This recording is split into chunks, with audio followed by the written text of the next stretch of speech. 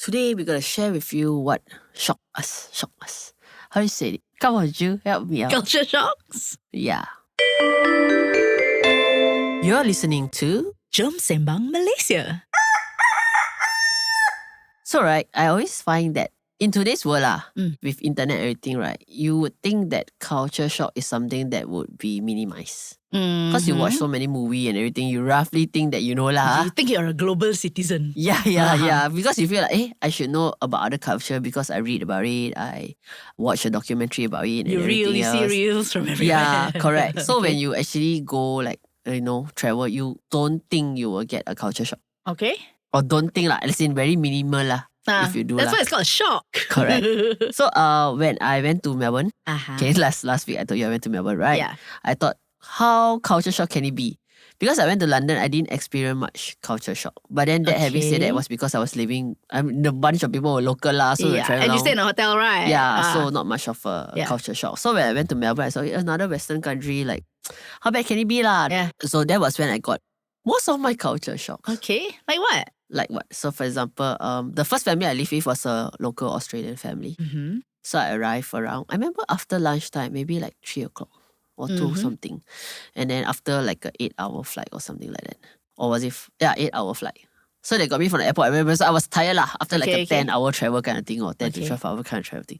Airport, they picked me up, it's a 1-hour drive. Okay, so all included lah. Yeah, so when I remember reaching the home, quite hungry, kind of missed the meals and stuff like that. And they said, you settle down and then later we have tea. Uh-huh. Oh, okay. What time did you arrive? 2:30. Afternoon lah. Yeah, afternoon. So I thought, okay lah. So I went and put my bag because they gave me like an apartment studio, like my own toilet, my own room, sweet. that kind of thing. Settled down, everything came out at 3 something. Okay, tea lah. Wait for the tea that. Where's the tea? Where's everybody? Then by 4 o'clock, I said, I thought you all said I'm having tea. Like cookies and whatever lah, like my buffer before dinner, Then they say, yeah, tea is like later. Then I was like, later then? Okay, 4 o'clock. Maybe 5 o'clock is tea, huh? So I waited. I think tea was like 6. Okay. Which was a bit like, let's have tea now. And I look at the clock. You mean dinner? My brain just went, But what was apa yang dihidangkan? roasted chicken with pasta and mash. So it was dinner. Yeah. So I was like, never mind, just eat. Because I was too hungry and blurred to like figure out what's happening. Okay? So apparently in Australia, tea is their so-called our dinner. Australia? Are you sure? No. Yeah. Your family may be British. When they say dinner, it's like must be a full course meal that you sit down and eat 3 hours. When they say tea, means they eat that dinner time one, but it's like less than half an hour, 1 hour one. It's our normal. Okay, but then it's decided by the duration of time. So there is. If you have tea, you might not have dinner. So tea is quick dinner. Dinner is we're gonna sit a long time and eat from 7 until 9. Like we're gonna dine. Yeah, dine proper. Tea is not the dine proper. It's just everybody sit down, hey, say grace, eat, and then finish, then done. Okay. So every time, I tell you, I thought that was just the weirdest family lah. Like why are the tea and dinner confuse me? But the 3 weeks I lived with them, that's all they did. Okay, tea is at 6, tea is at 6. I got used to tea is dinner. And then when they one day said, do you have dinner? They were, wow, they changed vocabulary. And then it happened to be like a 4-course meal, 3 hours. Then I went, this is dinner. Yeah, see, dinner. 4-course meal, got appetizer, main course, then got dessert. That is dinner. If you have just one plate of food, or you take stuff and put on your plate, but there's no appetizer and no dessert, it's not dinner. So yeah. Interesting. Then after that, when I moved to 3 different local family, I got used to it. Okay, we're having tea. So all 3 of them. Yeah. So I was like so confused, my brain, right? When I first arrived, expecting my cup of coffee and the cake that never happened because tea was always roast chicken, pasta baked, pizza is tea. Like, okay. Kind of like, no, roast chicken is not even fast food, right? Okay. Yeah. So it's just for me, it was like, quite interesting lah. It's the last thing on my culture shock list lah. Like you expect to have other culture shock, but not with this, just the word tea and dinner. So yeah, that was like my one of it lah. I'll let you share one more before I share another shocking one. Okay, you go Western country, I go Chinese country. Okay. This was quite funny. In Taipei, I don't know whether it's the whole of Taiwan, but Taipei. Okay. Here you have kopitiam, and then they sell a lot of things one. Yeah. right? Like a coffee shop, then you have like 10 different stores. That kind of thing. Yeah, you have the kopitiam, which is usually run by the drinks Yep, section. And then you have different things that you can eat lah. When I was in Taipei, right, it's like every stall sells whatever they, like the main, Dish. how to say, if it's a chicken rice shop, it's a chicken rice shop lah. It's one chicken rice place. Okay. And they don't drink, like they don't ask, what would you like to drink? Then? Like you don't order Coke or you don't order kopi peng or whatever with your meal. Then what you order? So usually, right, they would either have just a canister behind, you go and fill in your own Chinese tea or water. Okay. And yeah, so nobody there orders drinks. Let's say you finish already and then you're like, oh, I need my kopi peng now. Ah. You go to the next shop and buy. Oh, okay. Suddenly I'm picturing a food court, but it's not a food court. It's not. So they have their own table and chairs and everything in their own shop. And then the next shop and the next shop. Yeah. So it's like, imagine it's a row Not very of... wise, lor. No, it's, yeah, but it's kind of cool. Okay, but Yes, they cannot I make know money from the lah. drinks lah. Correct. Like, I mean, it's not the make money things. Like, I want to go out with my friend, then she want to eat chicken rice, I want to eat noodle. Okay lah, we sit next to each other, but then the shop, like, No, so it's like... if I go to Malaysia kopitiam, we can just go to sit at the same table and just order from 20 stalls. Here But it's this one almost- cannot. Yeah, it's almost like you're in a mall. You either go to Chicken rice shop. chicken rice shop or the Pizza Hut. Korean, something like that. Okay. Ah. Quite interesting. Since you talk about food. That was that time lah. Now maybe change. I don't know lah. Okay, since you talk about food, right? When I was in Melbourne, there's another word that was very confusing. Okay. You know how we are Chinese like to drink soup? Yes. So I remember one afternoon, they said, or rather in morning, I remember they said, oh, this afternoon, I need to cook again, complain, something like that. Because to them, it's a hassle. Cooking is a hassle. So for me, I said, oh, I can do lunch if you want. Okay. I said, I will just do a ABC soup lah.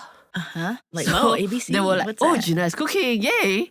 You know? So they all do their own things and then I went and cook my ABC soup. It's like, I Okay. just took the onions, the carrots, the whatever, and the leftover chicken and just put everything and boil. Yeah. Boil already there, I said, okay, maybe they need carbs. I don't know how people work. Okay. So I went around, you want noodle or you want pasta? And they said, but it's soup, right? Yeah. So bread lah. Why do you? Then I just went, So after that, okay, never mind, I just serve the soup. So after that, I serve the soup. And then they just look at it and like, oh, so where's the soup? And then I'm staring at my ABC soup. And then I was like, oh, that's soup. Oh, this is called broth. Broth, you know? Because Chinese soup are very liquidy. Yeah. So Transparent to them, very transparent, not as long as it's like water liquid, is Oh, broth. okay. The idea of soup is must be creamy and thick.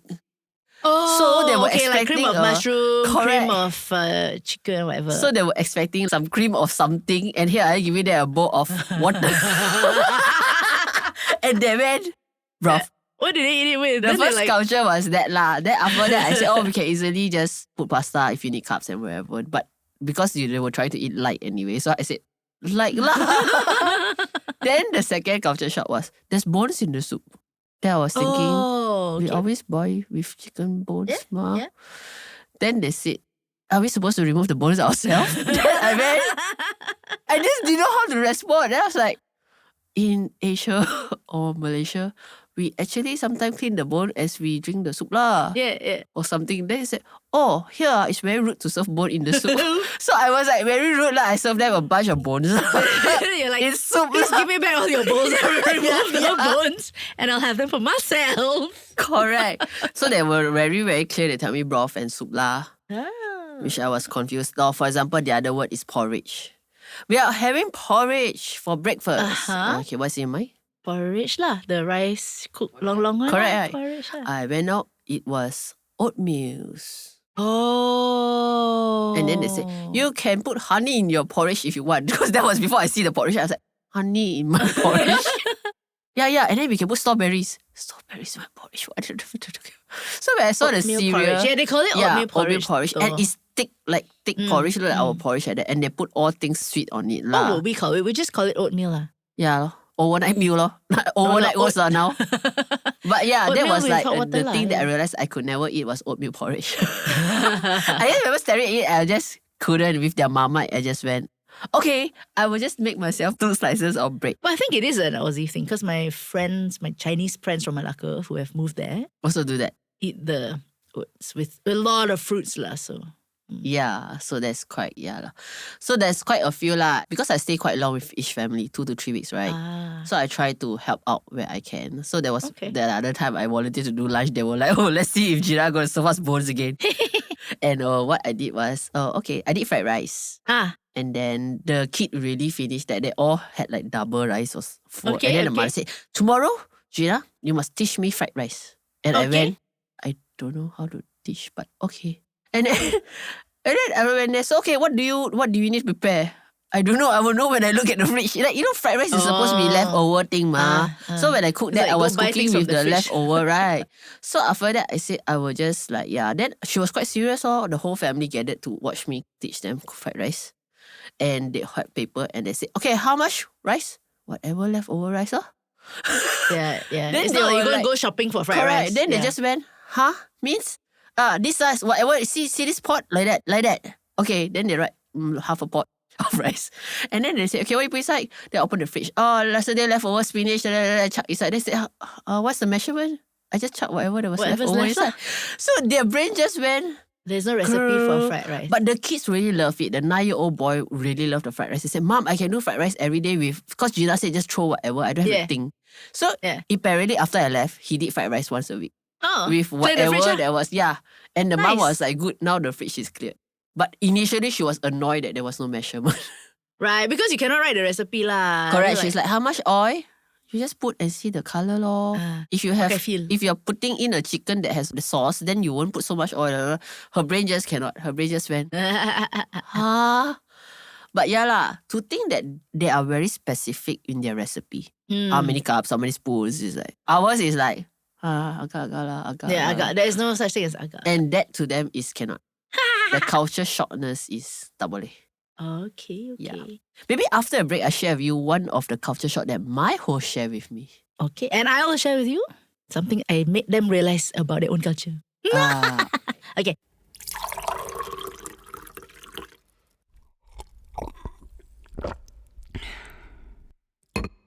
Hey, we've got good news for you.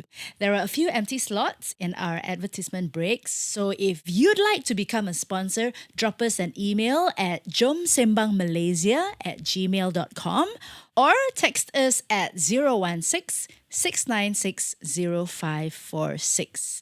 That's 016-696-0546. Now back to the episode. So this same host is also a writer lah. She went to Indonesia to do a tour. Then she went to Malaysia to do a tour. And she come back and tell me, Malaysia, Indonesia people very rude.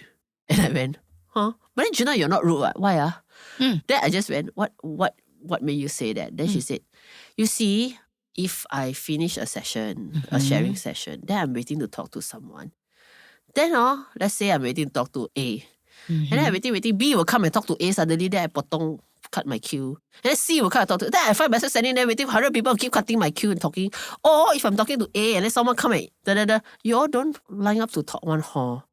Like then I was like, I think our culture, when she said that, I look back, I said, chances of us doing that is hi, someone smile at you, then you turn and hi. Then we don't specifically go, hi, I want to talk to you. You know, we are quite over-friendly people that sometimes we don't realize people just wants to have a one-to-one with the writer or the speaker or whoever. Okay, that explains why sometimes I wait to talk to somebody and I never actually do. You also experienced that, as a Malaysian? Because I don't cut in one. I will wait. Oh, really? And everybody else will cut in and I'm like, they will just la. Finally, like, I give up and walk away. She did the same thing, but she came home feeling like, but I'm the VIP ma. Yeah. So she couldn't understand how we just can talk overlap each other. She said That's not interesting. even in a formal setting. For example, in the dinner meal, they are quite proper one. Okay, how's your day? And then the person will finish talking, then you ask a question. And for me, it's like, can you finish talking soon? Like that's that silent pause that I sometimes feel. But to them, it's respect. So they don't see why when we go and have a meal, everybody's talking at the same time. It's like, why you all like this one? Wait, this is still Aussie, right? Yeah. So what I did was, the other time I have to make sure that I sit down there very quiet, I cannot talk. Even though I want to ask a question, like, hey, why you? But I have to wait for her to finish. Then just now, why you? So it's a very different culture, I find. Okay. So now I'm wondering if it's actually because we're very like What's the Whether there's we a are friendly Chinese or word for rude it? What? Cholo ah? Yeah. So I don't know. I came back wondering whether I'm friendly or rude, or we are friendly or rude. Okay, so mine was this thing. Again, sorry, because a lot of my international encounters are at international conferences. Okay. So there's this one where, sometimes you need to issue like a memo or just to tell people like, Okay. oh, we're going to meet at so-and-so to talk about this. If you're interested, come to this room. Okay. Right? And this little sheets of paper that were just flyers that were going out. Okay. Okay. So this group put something about, oh, we're going to talk about this topic. If you're interested, meet us at room 123, this Arvo at blah, blah, blah. Okay. And then it went out to the entire population of the conference. It's from all over the world. And then I could hear, people looking at it, left, right, center, all going, what's Arvo?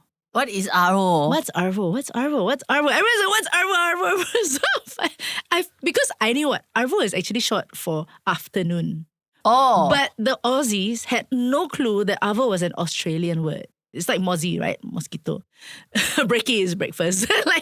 But then actually I went up to them. This doesn't make sense to everybody else outside of Australia, unless those who actually know Australian slang, literally slang. Like, you mean the world doesn't use Arvo? No. Wow, that was They a culture shock. worldwide. They were Yeah. on culture shock. Like, Interesting.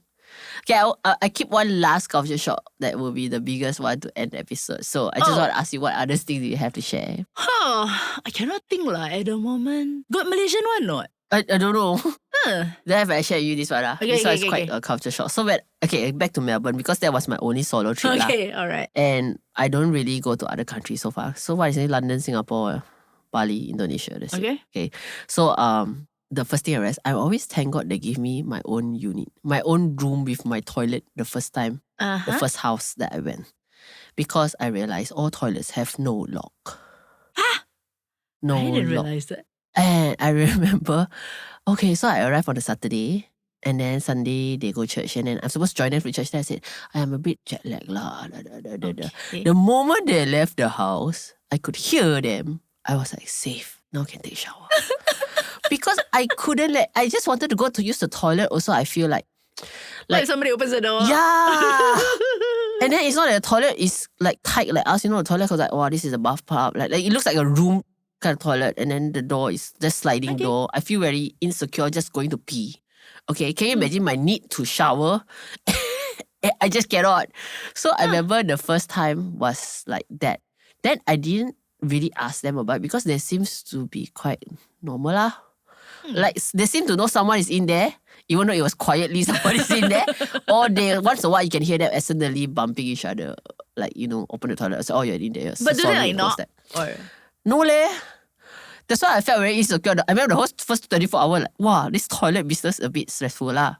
Okay. So because they also give me my own room, got toilet. Yeah. So sometimes I will go to my room, lock my main door? main door. Okay. So in Australia, how it works is they don't take a guest unless they have a room for the guest. Okay. Okay. And some of them, they have it, what they call it, a studio or apartment. So you have your own living room, that main door you lock.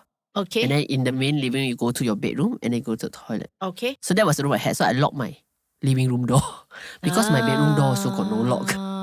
Then inside the toilet also got no lock. So in order to go to the toilet, I need to lock my main door. So I did that a few times. Then I feel that they told me like a bit, hey, why you keep going back to your room? But I'm just using the toilet. So it felt a bit rude. So I try not to laugh. So it was all very weird lor. So I did that in the first Aussie house. Okay. Then the second Aussie house I went, also no lock. I said, what's wrong with you? I'm beginning to think like, why you all don't use lock one? So again, I find reason lah. They will go church or whatever. Every time they go, I say, how long you'll be gone? Do you know why don't you join us at the supermarket? Yeah, but how long are you gone? The moment they are gone, I go and take my shower leh.